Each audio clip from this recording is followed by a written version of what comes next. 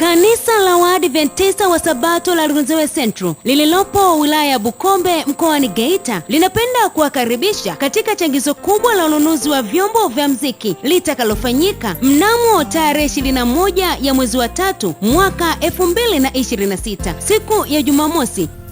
Tutakuwa na mhamasishaji na mhubiri mahiri ambaye ni mwinjilisti na mfanyabiashara Jackson Sadiki Mbura Mdoe kutoka Shinyanga, ambaye atatumegea mkate wa uzima katika ibada siku hiyo. Usipange kukosa.